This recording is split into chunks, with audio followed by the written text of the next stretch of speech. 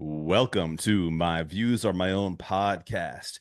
If you're listening to this on a podcast app, please leave a nice review. Wait, that sounded desperate. Hey, please leave a nice review. You could say something like, I liked this. It was fine. Or, it's even easier. Just go over there to the 5-star rating and just hit the 5th star. It helps the podcast a lot and it would make me a happy boy. If you're watching this on YouTube, obviously smash that like button and hit subscribe.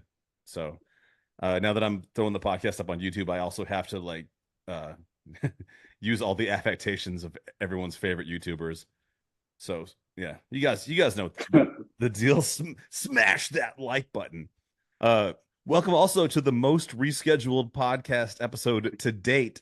A while back, I had to reschedule with a bunch of people. I think you're gonna get beat by one guy is gonna end up getting One rescheduled. guy. He's gonna end up getting rescheduled like 3 times. But it's serendipitous. I mean, I was already, interested in like watching your documentary, talking about all the stuff you were doing. But during the 2 weeks, has it been 2 weeks since we were originally supposed to do this? I think so. I think, we've had our trials and tribulations, both of us. We might even be 3 weeks out from the original recording day. Anyway, in that period of time, I got this wave of inspiration of a short documentary that I really want to make. So I feel like there's such an opportunity for me to learn. And dude, I better fucking introduce you. What am I doing? Yeah, who am I, right? Who the Yeah. fuck is this guy over here? Like, why is Doug yammering about smashing the like button? Because I need you guys to smash it. That's why. My guest today is Bruce Michael Grossman. Bruce is a photographer and filmmaker from New York City, currently based in Denver, Colorado. His short film, The Process, will premiere in Denver on August 12th. Also, even with all the delays, we're still gonna have a chance to see under the big screen, guys. We made it. We're well within time. As part of a double feature alongside the documentary short Frank, depicting the life of Denver tattooer Frank Simanton. Is that right? Simonton. I have Simonton. trouble saying it as well. I had to ask him when I first met him. Like, how I the should fuck do you say your name, bro? Simonton. That sounds Mhm. better too. Yeah. But yeah, like I said, guys, still if you're in the Denver area, there's still time to check it out on the big screen. Shit, if you're in the Colorado area, try. I know it's a big state, but uh, Yeah, man. I've driven from Fort Collins to Denver, and it wasn't that bad. So Oh, really? When did you spend yeah. time out here? Ooh, 2017. Oh, Had that's a when lot I of fun. first, So yeah. well, all I know of Denver is the airport. I was in Fort Collins for the the hang, and I was in Denver for the most excruciating layover of my entire life. At least you did it in a nice airport, though. I mean, I've been, what was it recently? I think I was at LaGuardia recently. And I was like, yeah, they fixed it up, but not by much. Don't Isn't the Denver airport like the most conspiracy riddled airport in like America? Like Yeah, did they think like the CIA has like a UFO underneath it or some shit? I think Hoffa was actually killed in that airport. Who was? Jimmy Hoffa. Jimmy Hoffa was killed in. So yeah, there's all kinds of shit, man. Yeah, man. That's where they took him because they said this is the place where this is where we need to put you here so we could talk about this 30 years down the line on YouTube documentaries. So, Yeah. yeah. Well, I mean, yeah, there's like I I've just heard people say things I don't like. I don't know enough myself to make this like but people talk about like there's like all this like iconography and like symbolism and weird shit all over the airport that all like points to there being like a vortex. So anyway, guys, man, I got drunk as hell. I got there and it was weird too because you figure like a place like Denver gets a lot of snow and it was raining and they're like your flight is delayed 8 hours and I was like shit. It was like 2 in the afternoon and I got Mm. bored and I went down to the bar and because at first I was like, oh, 2 hours, I won't spend that much money. 8 hours, 10 p.m. They were like finally boarding my plane. And then I had to like sober up on like a 5 hour flight. Hey, enough of this. Oh, dude, that's fucking brutal.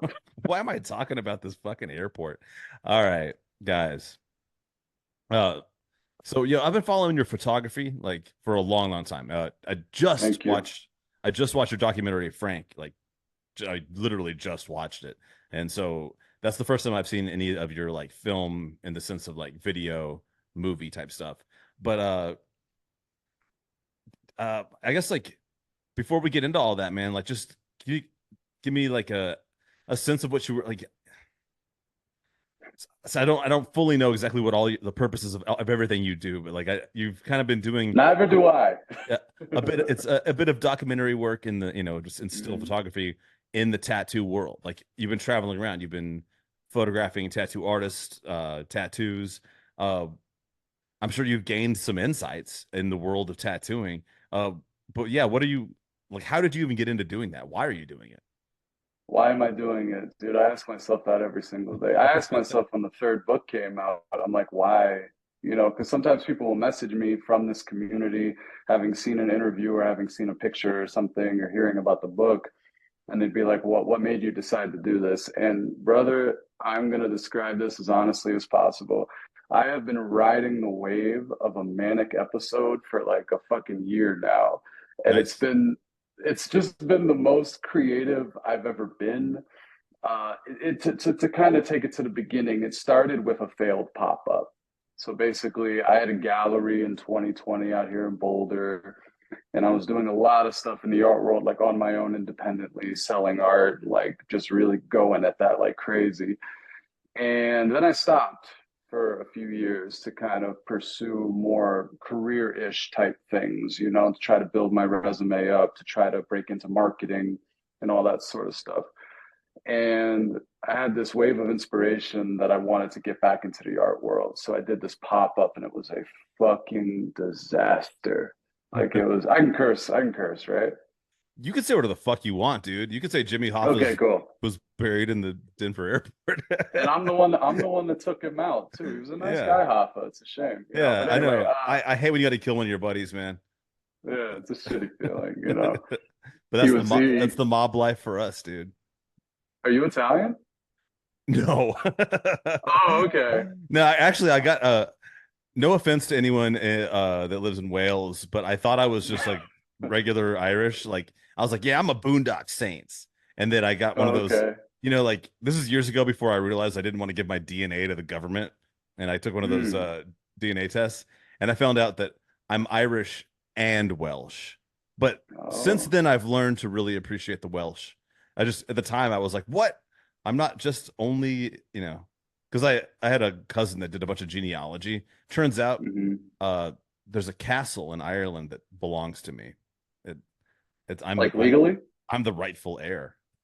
Oh shit. Yeah, no, I'd get on that, man. I had an ancestor who was a dragon slayer, and he was gifted that castle by whatever type of royalty they had at that time, and that castle rightfully falls to me if I ever want to get off my ass and go get it. Dude, that'd be a hell of a studio for you to work out of.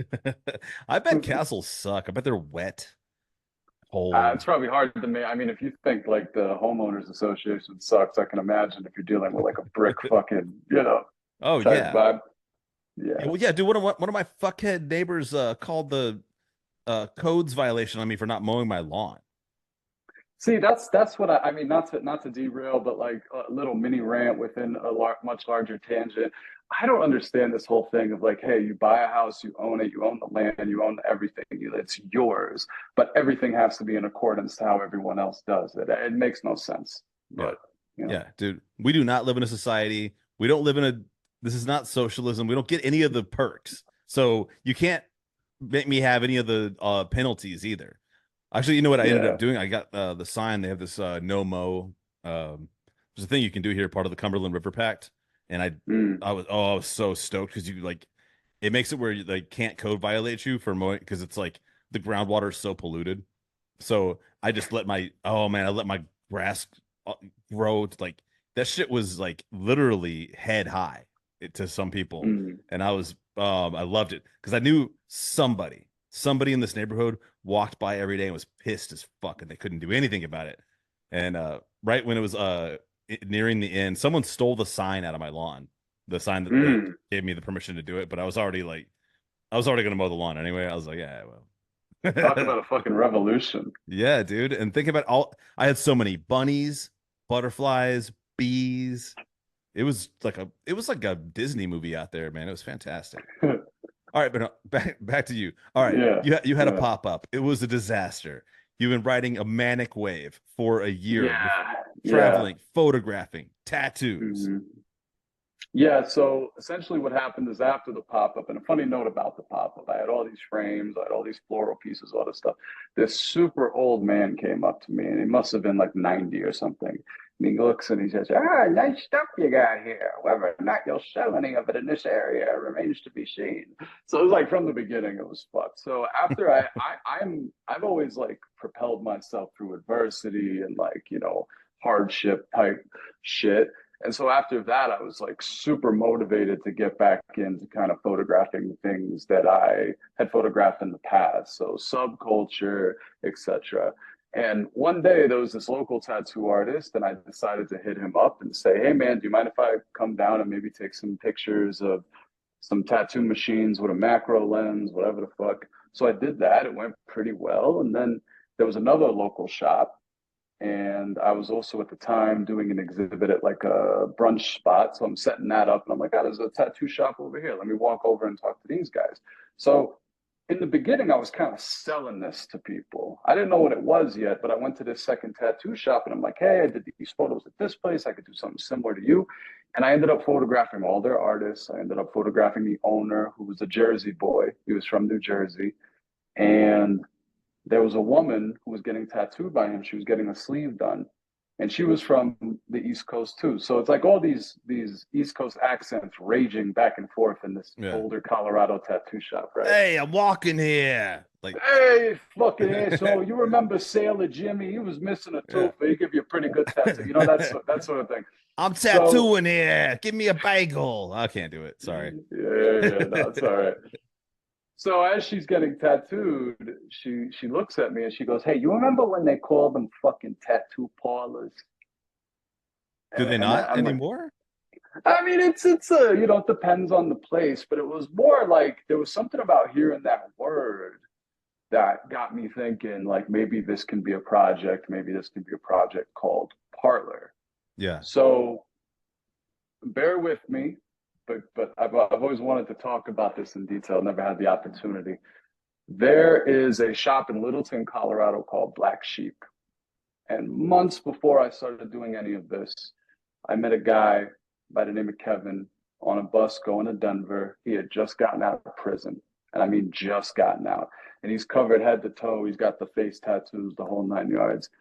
And I saw him and I said, "Man, I'd really love to do something with you some point." We had this long conversation about New York, tattooing, getting your mind right, getting your life right, that sort of thing.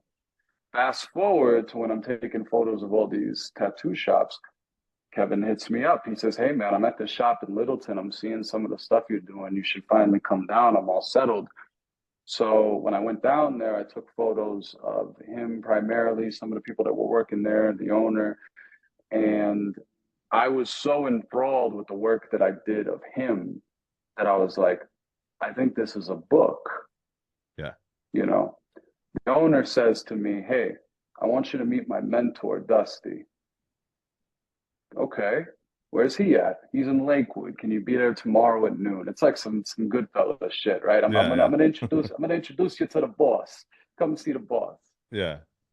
So little did I know that going to that shop, which is called Emporium of Design, I was meeting one of the tattoo artists whose lineage is like literally his dad was one of the first tattoo shops on Colfax in Denver, you know? Yeah. And all this crazy history about this gentleman named Peter Tattoo, who was one of the early pioneers that brought tattooing in certain ways to Denver specifically. And he was like an OG, and there was all this crazy shit. But once I photographed Dusty, once I photographed Scotty, once I started getting cool with Kim, who was a tattooer, she was one of Peter Tattoo's first apprentices in the 70s. She was a female tattooer, and he would send her out to like Times Square in the 80s, and she would tattoo underground because it was illegal back then. So I'm getting like a lot of real history and a lot of real like nitty gritty shit from this. And then it just kept going. You know, I went to another shop and another shop and another shop. And by the end of it, I think I had photographed 16 tattoo shops in Denver and then a couple private studios and some private artists. So it just started off as this thing I was doing on a whim and then turned into, you know, this book that people seem to enjoy. So I'm appreciative of that. Hell yeah. Is this book available like for I mean is this in print? So it it was in print. This is it. This is the third edition that has like the whole body of work and everything. And actually, let me flip to that picture of Kevin so I can show Yeah, you I what was I gonna say show mean. me Kevin, man. Yeah, so this is Kevin right here. Oh, sick, dude. Yeah. Yeah. So when He I look took that is these, one scary looking motherfucker, man. nice guy, total nice guy, A lot of good a guy. lot I of the appreciate him. a lot of the scariest looking dudes I know are fucking really, really nice guys, man. Just Yeah, you can't judge a book because by it's its like cover, man. no, but this was in print and it sold out. And I looked at this as sort of this was a project that I kept iterating on. So there was a first edition, a second edition, and this is the final one. This is the third. And the gentleman right here, perfect segue. He is actually Frank Simanton. So Oh, cool. that's kind of how the first documentary came about too. You know. That was going to be my next question, man. Who is Frank and why did you choose to make an entire documentary about him? Like, and just him, like with, after having met all these people, so many people, you've focused in on this one guy. Oh no, man, I lost you. You froze. Dude, so it was wild. Originally, am I back? Back? Uh, No? yeah, man. You still Say here? do a couple mic checks for me real quick, and let's just make sure you're fully back. Mic check, mic check, mic check. All right, You you're got me? here. Yeah. All right. Let's go. Am Let's I just. here? I'm Yeah. here. We're Yeah. back. Let's keep it rolling, But technical difficulties are the dude. funnest, You man. I know love when shit just goes haywire. it's because we talked shit about the Denver airport, man, and the CIA just straight up did that to us. They pranked us. They're on to me, brother. We got punked. All right, sorry, man. So, Yeah, all man. right, They back to want to know how does that, you know? yeah. We'll never Yeah. tell, but we will tell you about Frank Simonton and why he is the subject of your uh documentary. Yeah, man. So initially he had reached out to me while I was putting the books together as kind of like, hey, brother, I'd love to hire you as a photographer. I'm getting some tabori tattooing done. Tabori is the Japanese tradition style of tattooing with the stick. Yeah, it looks like a chopstick. You know, Polynesians have something similar. Yeah. Yeah, with like a little blade type thing at the end of it, and they dig into, you know.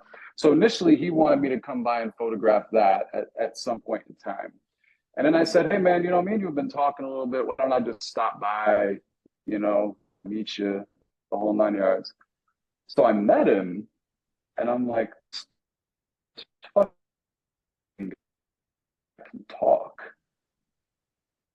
You ever meet somebody where you're, and he starts telling me the story about how when he was 6 years old, his uncle took him to this exhibit in Chicago at a museum, and it was Japanese art. And from that moment, at 6 years old, he knew he wanted a tattoo artist. He knew he wanted to go to Japan and get tested like the Yakuza do.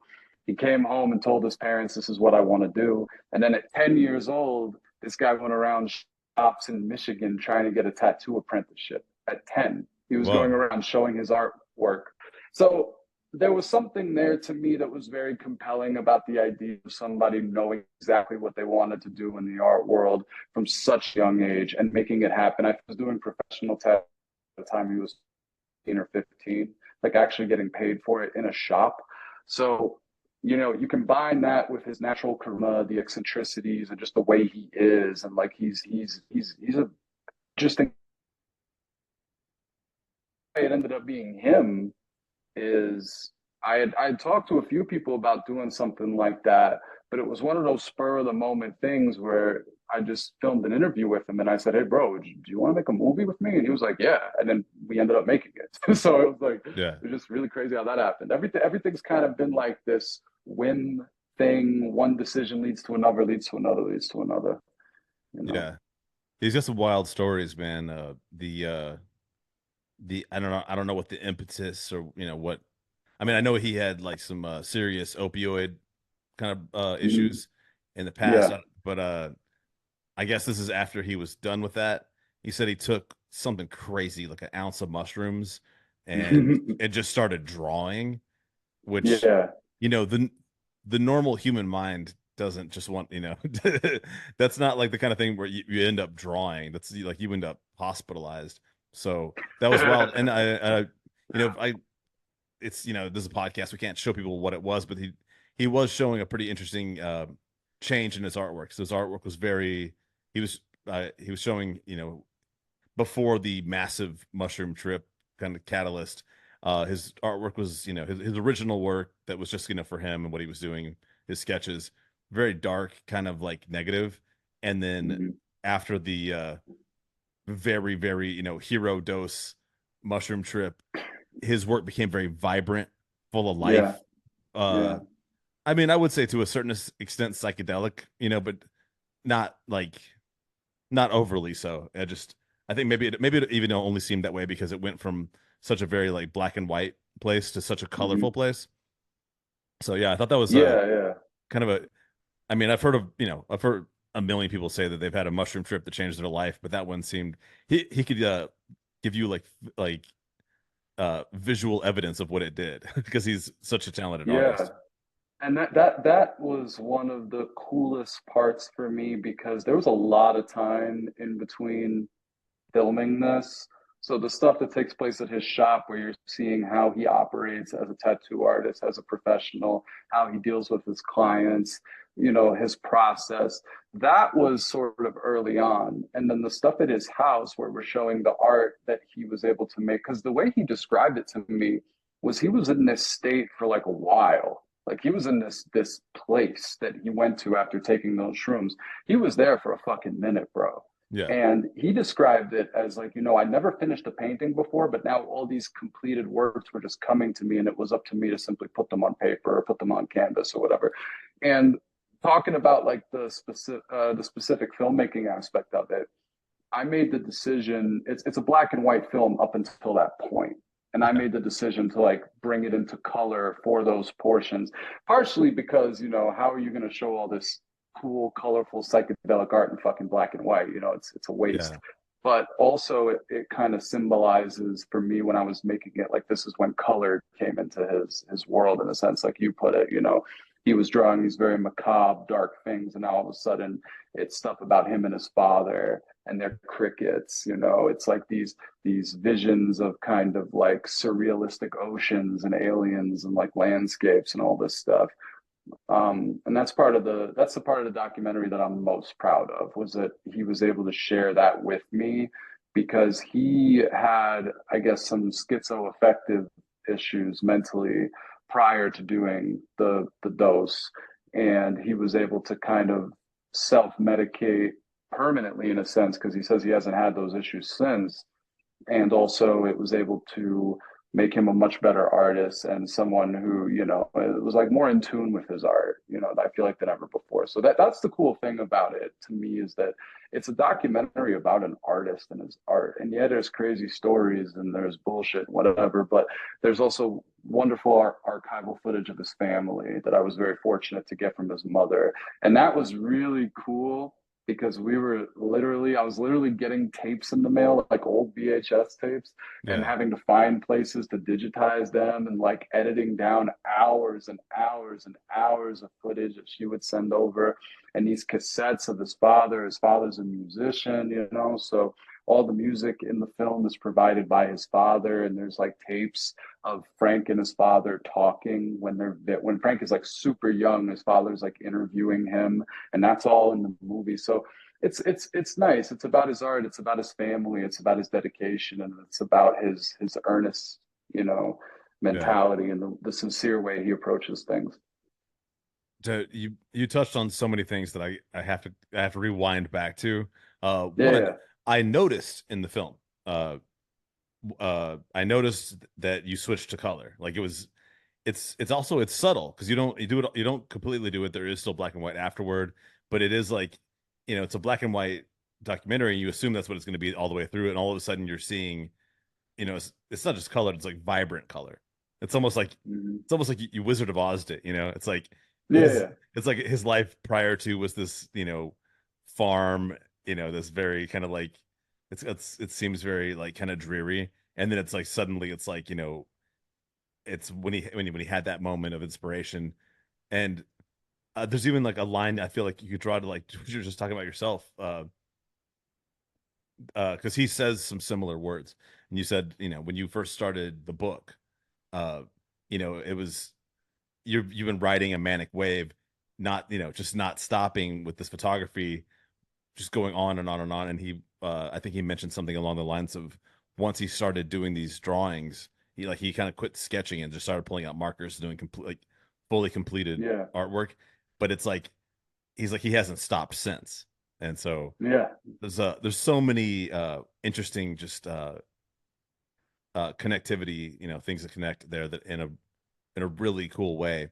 And I want to bring up one other thing, and this is something Mhm. that I thought was a nice touch. Like when you just were talking about editing down hours and hours and hours of footage to get just the right ones, the things that fit.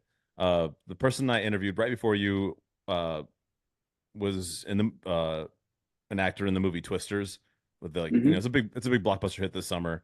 And one of the there's a lot of things I liked about that movie, but one of the things I appreciated the most about the director, or with the director's choice, was to land the plane of the movie in under 2 hours. And I and it, it's a good callback to the 1990s, of the big blockbusters, of all the, of the original movie Mhm. Twister, and so much stuff back then, to like tell your story and tell it succinctly and have it self-contained. And and don't show everybody every single thing that you filmed, because that's not the story. And that's one of the things I love about this is a short documentary. Like Yeah, you land it in about 20 minutes, and when it's over, it feels complete. You don't feel like yeah, you didn't, like, you don't feel something's missing, or that there was a story that started to get told and was left. So mhm. I guess really one thing I want to ask, man, is like, how do you pull off something like that, where I mean, I don't know how many like literal hours of footage you had on the cutting room floor, but like, I guess it must be, I'm gonna assume it's like a just an act of sheer will to bring it into that length. How'd you pull it off, man? Well, this is where, so back in the day, I had a very toxic relationship when I was doing my gallery. And this person asked me one time in a very condescending way, where do you see all this going? You're making these silly videos, you're promoting your stuff, you're selling art, but what does this amount to? And one of the things that every artist has to deal with is the sense of legitimacy. When am I real? When is it real to everyone around me? It's real to me, but why Hmm. don't other people see it as work? Why don't other people see what I'm doing as legitimate? And I told her, I am going to break into marketing and I am going to be a creative director and I'm going to make ads for companies and all this stuff. All this stuff happened, right?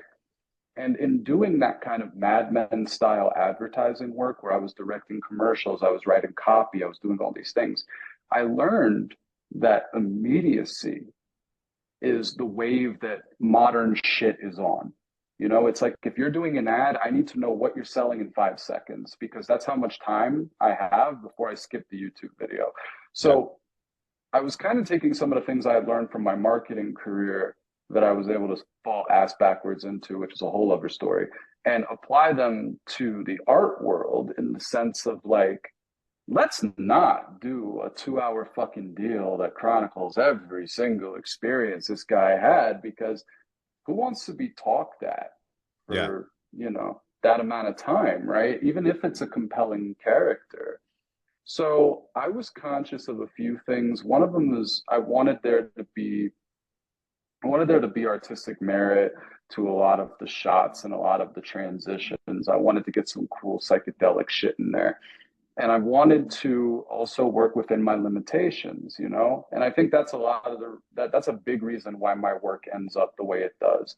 I would much rather give you a really good 20 minutes than a so-so 45 minutes. And that's something that I'm kind of aware of when I make things, Yeah. is the person consuming this, you know, they are going to have to sit down with it, take it in, the whole 9 yards. And I don't want to disrespect their time. I want to give them a concise piece of work that was thought out. I want everything to kind of have purpose and meaning and make sense. And then I want to get the hell out of Dodge. I tell my girlfriend this all the time.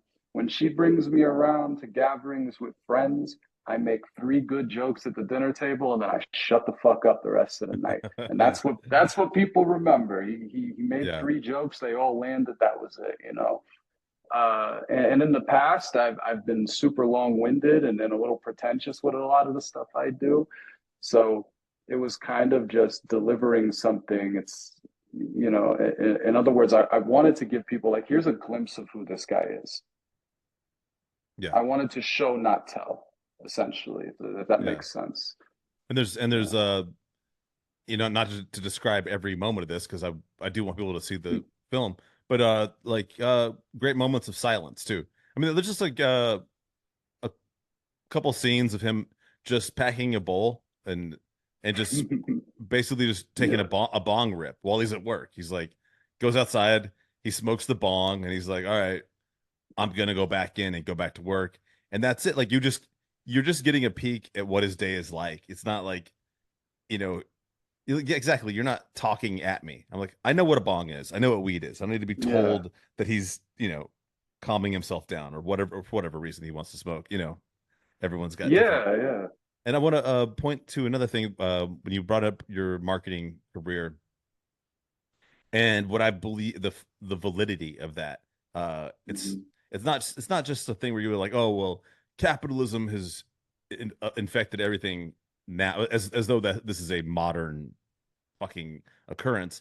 Uh, but I'd like to point out to like the great American author Kurt Vonnegut, and Mhm. before he wrote Slaughterhouse-Five, any of his iconic great works of literature, he worked in marketing. He was a PR Mhm. guy for fucking General Electric, and then he did marketing, and then that influenced how he wrote his books, and that's why his books are so in the same way. They're to the point. There's no fat to cut off the book. And I think, Mhm. something to be said about the validity of, a marketing background moving into an artistic endeavor, in my opinion. I mean, I'm Yeah. Yeah. sure there's plenty of people that would push back on that and say, fuck you. Well, here's what I have to say to those people. Here's what I have to say to those people. I'm not one of these motherfuckers that went to private university, got one of these jobs out of college, blah blah blah. Like I remember when I was a kid and my dad was like, "Hey, we're gonna go order a pizza." This is in the Bronx, by the way. I would scream down the hall, "Is this gonna hurt us financially?" Like I I had I had just an inferno of a childhood, you know, and I've done the grind. I did the growing up poor, broke as hell in New York City bullshit, roaches crawling on me every night. My father was a wildly abusive person, despite being charming and charismatic. There was violence in my home every single day. Let's just put it that way. Cops coming to my house, social workers, the threats of homelessness, threats of foster care, the whole 9 yards. I was able to get that marketing job because of the work I was putting in to my art stuff independently. And so when people say, there's a great quote, I'm not going to say who said it, but having money's not everything, not having it is. Yeah. And for years and years and years, I struggled. I used to do photography in the city when I was like 27 for food. You know, like, oh, but buy me Chipotle. I'll come down. I'll take some pictures of you, you know, for your career, your musician shit, or whatever the fuck. So it's like I did my starving artist shit, you Yeah. know, like 10 times over. Now I'm doing the paid lithographs. You Yeah. know, that's how I view it. And I feel that like that people should aspire to like kind of looking at the big picture. You know what I'm saying? Like when I talk to photographers and they're like, how do I turn photography into a career potentially? One of the things that I tell people is like, you got to stop looking at yourself as just a photographer. Like, you got to maybe start filming stuff and get comfortable with videography. You got to start learning how to edit. Look at the big picture. Like, what does someone with your talent and skill set, what jobs, kind of work with those skills? And kind of always try to think, I watched my films in the theater last week. The only thing I had on my mind was the fucking next one, you Yeah. know? Yeah. And it's not a mindset for everybody, because it does kind of feel like you're being held captive at times by this mad rush, this like almost insanity. Like there's two people in you, one that's being like, go, go, go. And that's kind of what the second movie is about, the process. But I've kind of always had that in me. And like when I was a kid, my father passed away young. My mother, she has schizophrenia, unfortunately. So I knew I got to make it out of here. So I always kind of looked like two steps ahead with shit. Okay, I'm gonna make it out of here. What does that look like? Okay, I'm gonna live on my own. What do I do next? Like I'm always thinking next, next, next. Yeah. So some people might not like the capitalism aspect of that, but I gotta eat, so Yeah. fuck it. We all have to eat, man. And uh we can't just you just brought up the process. That's your short film that will be in a double feature with Frank on August 12th. Yeah. Uh Mhm. just before I get into, I'm gonna ask you just a few questions about it, but before I do, can you throw me the elevator pitch just to describe the Yeah. films before I start asking kind of technical shit? Both of them or just the process? Just a elevator pitch for the process. Like, what is Okay. it? What is it? What is it about? The process is about an ambitious filmmaker who hires someone to document what he calls the making of the greatest film ever made. That's the shit that would go on the IMDb. That's the shit in the YouTube description. And if you're asking what it means to me, completely different situation. What does it To mean to you? me, to me, the process is that feeling of being almost imprisoned by creativity Okay. and this wild, do you mind if I talk a little bit about the star George? No, not at all. Yeah, so when I met him, I had visited New York for the first time in years, and this was several months ago. When I first met him in person, again, similar to Frank, guy's a talker, incredible energy. Me and him together in this French spot in Midtown, we're kicking up a tornado just talking to each other. And a guy behind us even said, "Hey, can you guys keep it down?" That's how, you get two filmmakers in a room together that are just fucking, he's working on his shit, I'm working on my shit. It was wild. Yeah. And he said something to me that was very interesting. He said, "It's almost like it's in my soul. I have to get these things out. I have these things that are these voices that are speaking to me, and I have to put them out there." And that's one of the ways that he described movies and how he describes cinema. Um, and this film, for me, is basically what it's been like to battle against that part of me for all these years. The ups and downs, the days when your ideas are wonderful and they cater to whatever you do to them, and the days when your ideas fight back and they're like, fuck you, you're not as great as you think you are, and all those feelings of doubt start to come in. And I feel like that's why it's called what it's called, Yeah. because it's about a process of making art. Um, there was something you had said before we were recording, and it was, what is it? Filmmaking as problem solving. Am I getting that right? Yeah, yeah, yeah. No, can you just tell me what you mean by that? I know that you kind of just touched on it just now, but is that like like you know what? Actually, I have no idea what you mean by it. So just what do you mean by filmmaking as problem solving? So that's something that I first heard attributed to Scorsese in terms of him like describing it that way, like filmmaking is problem solving. And I learned it with I learned it a little bit with the process, but I damn sure learned it with Frank, which is that you have this vision in your mind of what you want this fucking thing to look like. You have this vision, you have the shots, and like for me, I'm a very visual person, so I try to like map out everything in my head visually. This is exactly what I want this to look like. This is exactly how I want this to go, how I want this to be paced, etc.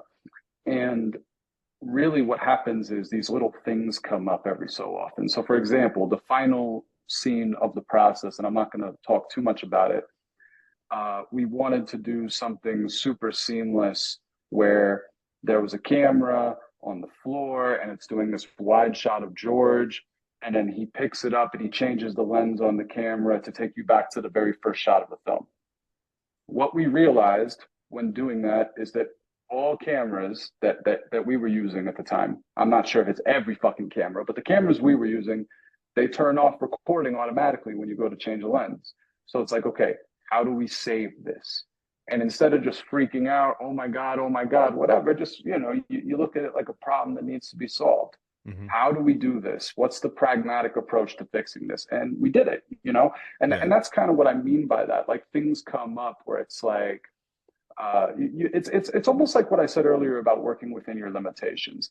Things are going to come up, technical problems with people, problems with, managing different personalities.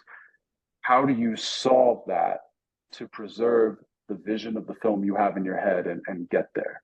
That's all it is. When directing a film or making a photography, same thing. It's like, how do I get this issue, overcome that to get everyone on board so we can keep pushing toward the overall vision? So that's what I mean by that. Yeah. And it could come in so many different forms depending on what kind of film you're making, because you could have one of your main main actors that you need, they're in every scene, they get injured, Mm-hmm. be it a stunt, or they just were walking home and stepped in a bucket and fell down fell down some stairs. Yeah, Shit happens. Shit fucking happens. And like, yeah, but I mean, it's a problem and you just have to solve it. And what does that mean? yeah. Do you write this person out of some of the scenes? Do you wait? Can you wait? I mean, yeah, I see what you're saying, man. Yeah. Um, So it's yeah. Go on. Sorry. oh, nothing. No, go ahead. You go.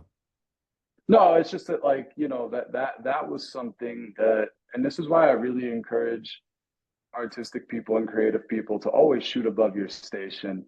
You Yeah. know what I mean? Like go for big ambitious projects. Work within your limitations, yes, but go out and make a movie and then find out you shot it in the wrong fucking frame rate.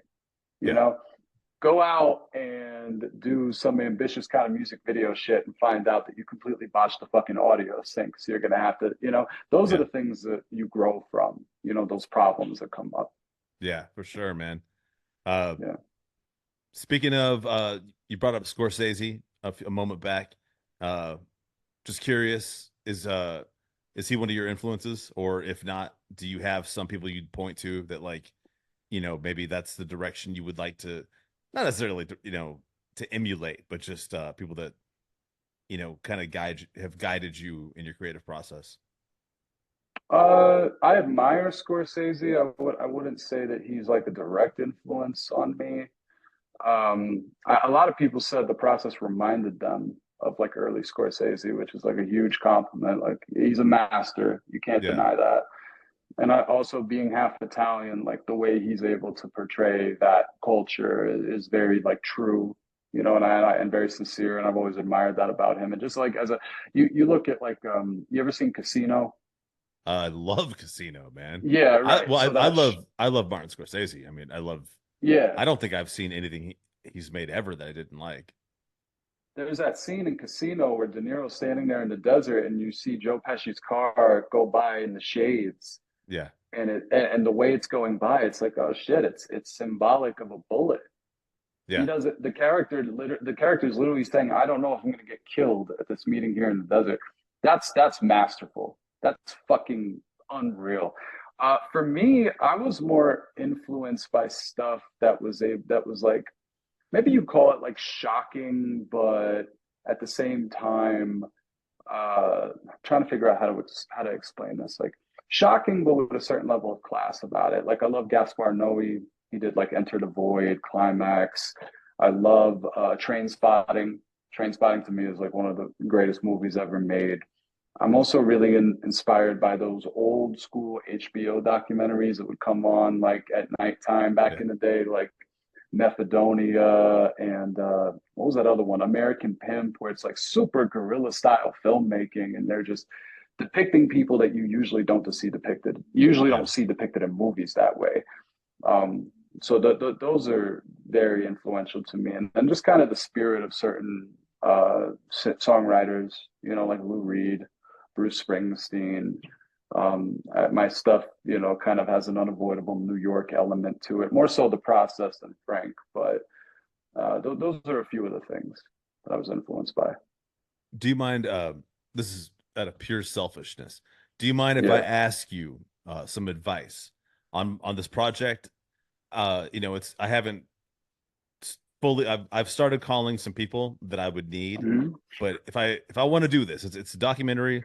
It's I plan on making it short. I'm not trying to make a three hour thing, even though I imagine there's going to be a lot of footage. It's just Mhm. it's a I just want to ask you, how would you do what I'm about to do? Because I've never made a documentary, but I believe I can do this one. And it doesn't really matter which way it goes, because I think that it doesn't matter how it ends.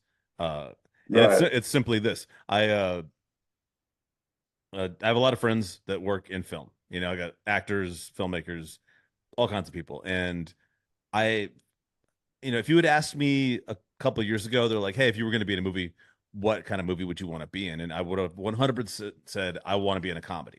I love comedy. I love to Mhm. create comedy. I love to fucking do jokes, and that's what I would want to be in more than anything. Like something, especially something great, like an old Adam Sandler, like a Billy Madison, or Mhm. like a Happy Gilmore, like something like that. Dream, Yeah. dream come true." But as time's gone on, and I was like, I've kind of gone it kind of came to me in a text message with a guy that I know who was working on set, and I was like, "Hey, do you need any extras?" Because I was just like, I just kind of wanted to go be on set and stand around and get paid.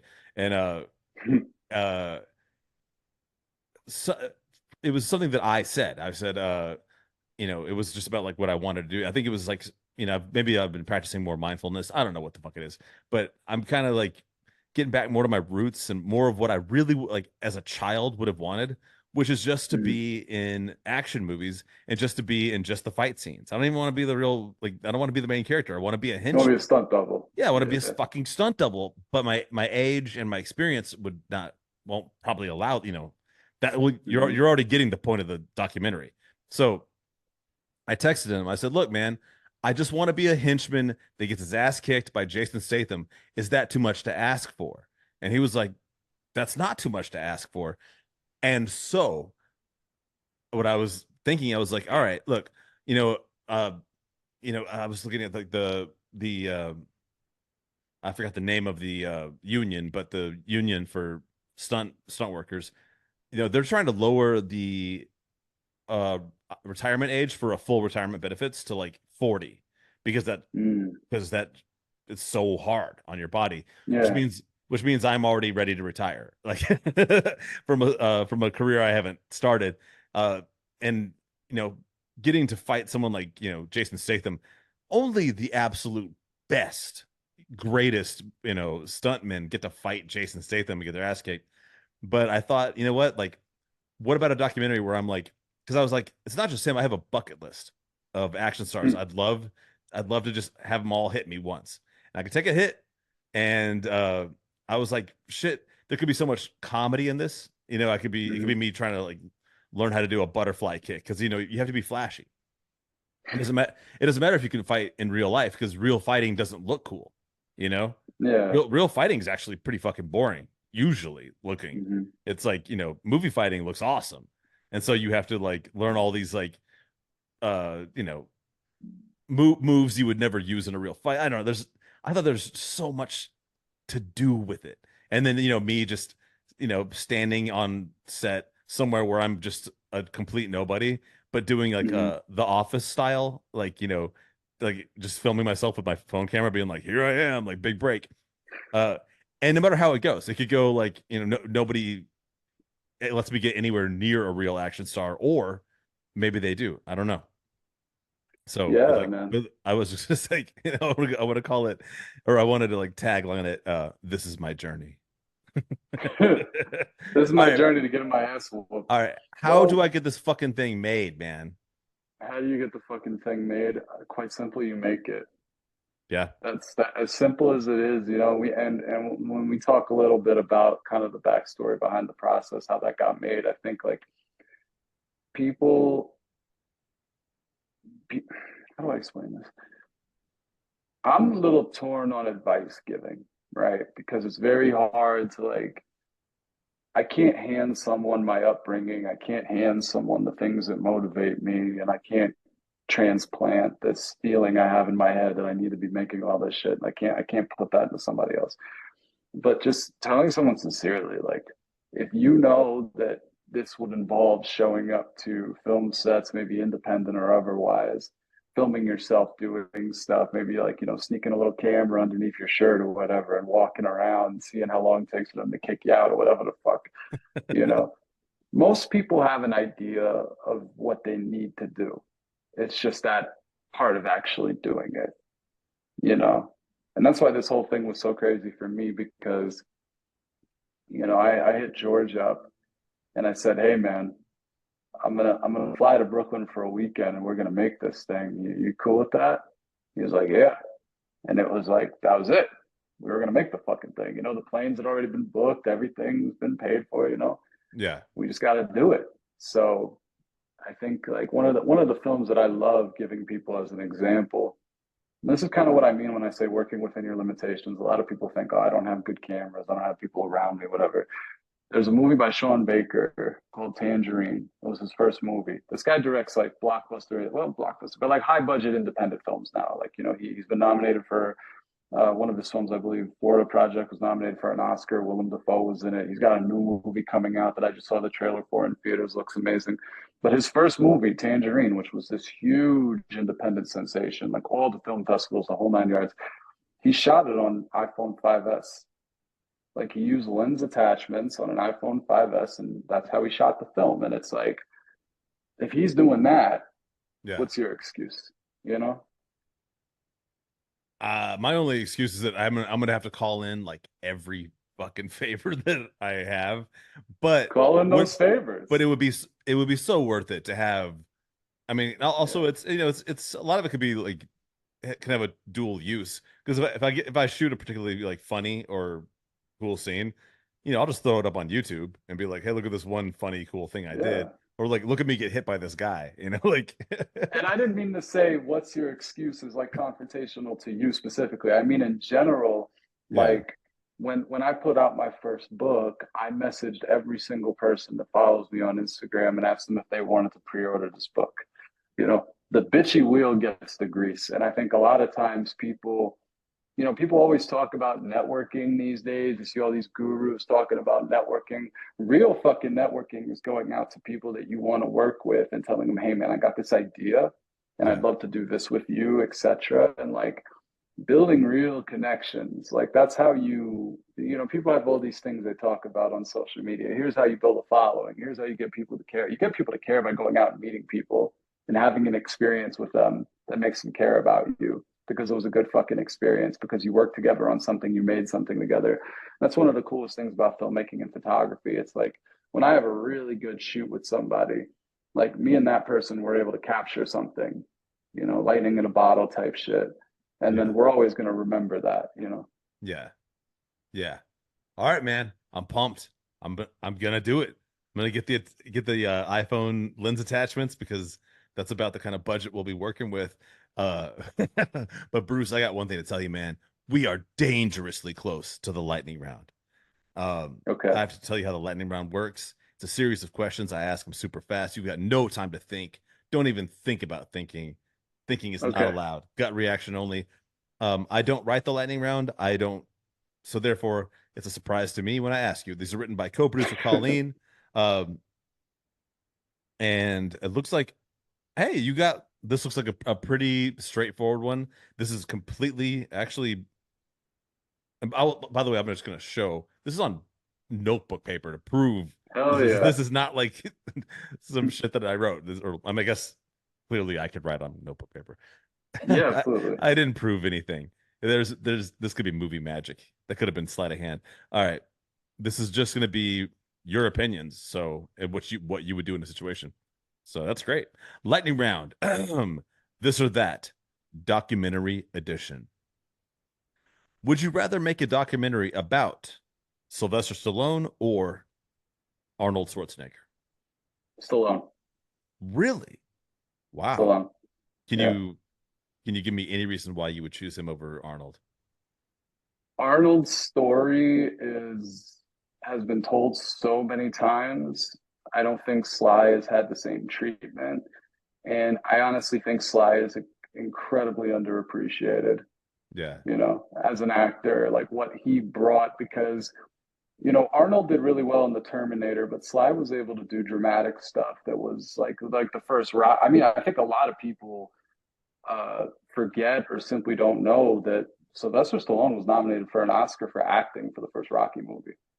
Yeah. And I he was was a getting that. best actor in a leading role. And then he was also nominated, I think, for the first Creed film as a supporting role. So Sylvester Stallone has like some real like dynamic range as an actor, and also his story is just a little more true to me than the Austrian roots of Mr. Schwarzenegger. Yeah, I get it. Yeah, man. East Coast dude. I know Philadelphia is not quite, like it's up there, man. It's what is that? The We're tri-state paisan. area. We're It's the paisan. We're the tri-state close. area, man. Oh yeah, and you're both Italian. He's like, what does he Yeah. say? I love what he fucking says. He goes, hey yo, people, they think I'm not smart because I can't read good. All right. The next one, would you rather make a documentary about the demise of malls in America or the rise of social media in America? Social media. Yeah, really? Yeah, social I, media. you, I feel like, I've photographed a lot of people throughout my career. I've been doing this almost 10 years, and I meet a lot of interesting people in the sense that they have like this kind of persona that they put online versus who they really are. And then also I think the way that people the weight that people give social media in terms of validation, I think is really interesting. And I was kind of thinking about this the other day. We act as a society as if all this like idealization and superficial shit that we put online, we act as if this is something new. But go back and look at the Greek and Roman statues. I yeah. mean, nobody was walking around looking like that in ancient fucking Rome, that jacked, that perfect. So we have always, as a society, represented ourselves in these super idealistic ways that are just completely unrealistic. It's just now everybody does it as opposed to like, a Just few the elite yeah, in the society. emperor. Yeah, Yeah, also, hey, did you know even their dicks weren't that little? Did you know yeah, that? yeah, Yeah, like that yeah. was in addition to those like perfect physiques, they gave them extra little dicks because little dicks were associated with greater intelligence. I'm not making that up, man. That is a fact. That is a Greek mythological. This is a Greek historical fact. All right, a documentary about hamsters or snakes. Snakes, just because it'd be cooler to film. Yeah, Uh, I there's only one thing that I I would say though. I don't know if you've seen the movie 28 Days Later no, but I'm or aware of it. well they that the thing so the zombies in that they're fully alive. They're not dead. They have the rage virus. And scientists were Uh, like trying to put that into hamsters. And they shout out my homie Sasha Serbal. He's been on the podcast twice, three times, but both times that he was on the podcast where it was just an interview like this, I named the episode Rage Hamsters because we were mm, going to talk about the Rage Hamsters, and both times we did not. So there's two mm. episodes of this podcast called Rage Hamsters where that subject is not discussed. All right, next one. Traveling the world or going to outer space. Uh, Tuffy. well, one's kind of possible, one's not, at least for me. Well, they get So, no. Like this is pure hypothetical. Like let's oh, say okay. one of these fuckhead billionaires is like, I will give you a rocket. I will shoot you into space, and you can take your film crew. I, that would be ridiculous. I think like if I were to do the traveling around the world type deal, I would want to find people in these different countries or communities that are kind of like, like the type of people that I work with now. I'd want to try to find those people in other places and get their stories. So if it was kind of a thing like that, where I'm visiting like a family in Italy and then maybe a man in Spain who was a painter and like, those sorts of things, I would probably be more interested than that than space, Yeah, I've you know? traveled the world too. Unless we advanced our tech by like, let's say we were like 100 years ahead on tech, I might be like, oh, Yeah. we're going to like the Crab Nebula. Oh, fuck yeah, I'll go. All right, next one. Uh, a small business owner's success or a mega billionaire's downfall. Ooh. One's more, they're both crowd pleasers, but for different reasons. Yeah, I know which one I Um, would pick. I would do the small business, and I'll tell you why. I knew you would. You've Yeah, got because you have a heart, man. it's well, possibly, but also I think the thing that bothers me about those downfall things is like overall, people have no idea how close they are to everything changing and then being at the bottom and all that kind of stuff. So there's that. And I think, like, as a society, we are way too enthralled with the idea of building someone up just to shit all over them. Like, that song by Tommy Richmond, I think his name is $1 Million Baby. It was on every single TikTok, every single, "I ain't never been the same, baby." You know, Everyone talked about how amazing this song was. Oh my God, this guy's bringing back the sound of the Neptunes from the 2000s, whatever. But now a video came out of him trying to perform the song live, and it's a hard song to sing live because it's got this crazy falsetto and all these effects. And now everyone's shitting on him. Oh, he Yeah, sounds terrible. Oh, he can't sing. We love to build people up to bring them back down. And there's a sort of like sensationalism to that, especially in the filmmaking sense, that I can't fucking stand because it's just like, I don't know, you're gonna dedicate your life to digging through people's dirty laundry to make some shit that's on fucking what do you call it, Hulu for 2 days and nobody remembers it. Like, yeah. yeah, Okay, fuck that.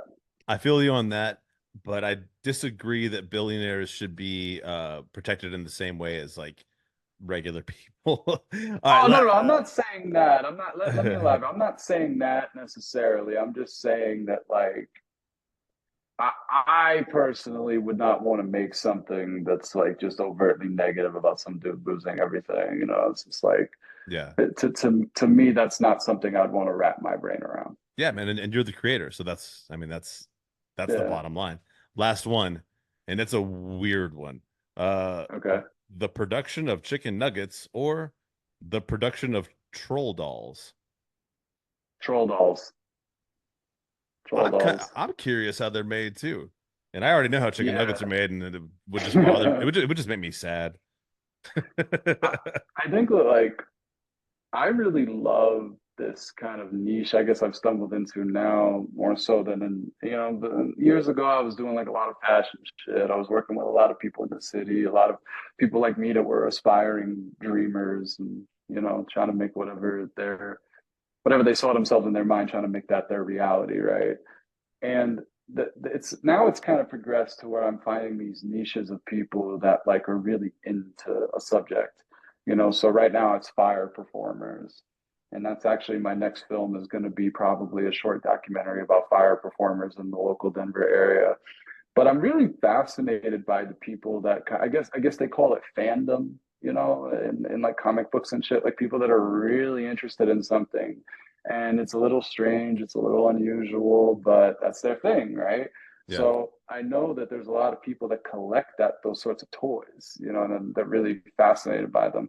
And then just seeing as a kid, it's like I would look at those things when I was young and be like, Beanie Babies, I kind of got like I understood that a little bit, but Troll Dolls, I'm like, what the fuck is this? Like, so I would want to learn how they're made and then find someone that's like super into that shit. Just put them together.